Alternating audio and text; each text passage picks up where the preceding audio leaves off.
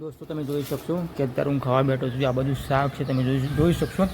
આપણી વાડીનું શાક છે, જે આપણે જોયું છે તમે કે આપણા વાડીમાં જે આપણે વેલ લગાવી છે, ગીરવાની સરસ મજાનું શાક બનાવ્યું છે, તમે જોઈ શકશો. આ બધું રોટલી છે ને આ બધું તમે જોઈ શકશો. મોર ખાવા માટે આવી ગયો છે ને અત્યારે વાગી રહ્યા છે 12 વાગ્યા છે. તો ચાલો તમે જોઈ શકશો કે ગામડામાં કંઈક આવું જોવા મળે. તમે જોઈ શકશો અવારનવાર ઘણા બધા વિડીયો મારા તમે જોયા છે. તો આવું કંઈક સીન છે, તમે જોઈ શકશો. સામે પણ તમે વિડીયો જોયો હશે કે આમાં આપણે તબેલો છે ગાય ભેંસ માટે, અને ત્યાંથી સાપ નીકળ્યો તો તમે જોયો હશે વિડીયો. આ બધું તમે જોઈ શકશો. તો અવારનવાર ઘણી વાર ખાવા માટે આવે છે મોર, તમે જોઈ શકશો. અને અત્યારે રોટલી બની છે તાજી સરસ મજાની. શાક પણ તમે જોઈ શકશો. અને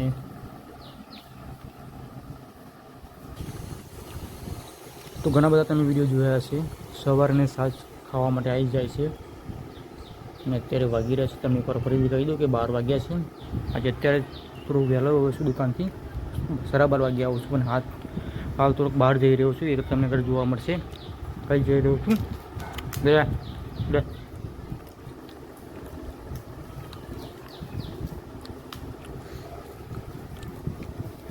અને હાથમાંથી પણ ખાય છે. લે લે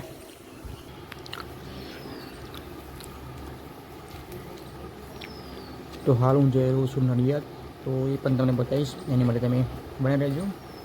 તો મારા દુકાનના કામથી જઈ રહ્યો છું માલસામાન લેવા માટે.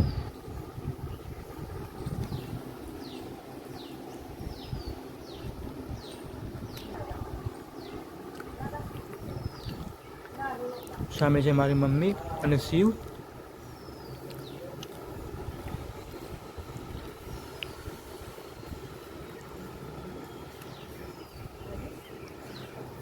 તો ઘણા બધા વિડીયો આપણે જોયા છે તમે અવારનવાર, કે તમને બતાવતો રહું છું.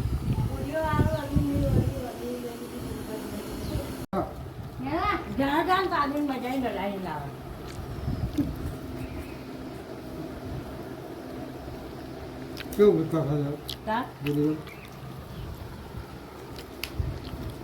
ના બધું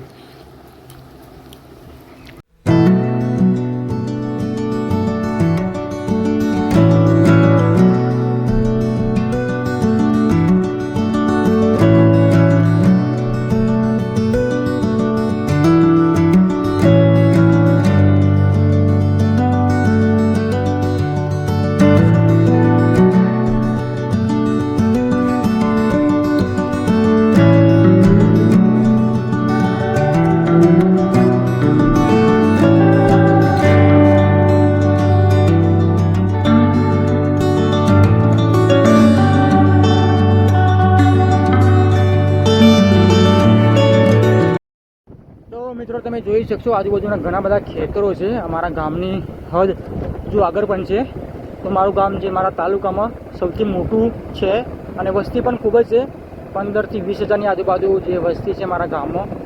આજુબાજુ તમે જોઈ શકશો આ નહેર છે, આ બધા ખેતરો છે આજુબાજુ.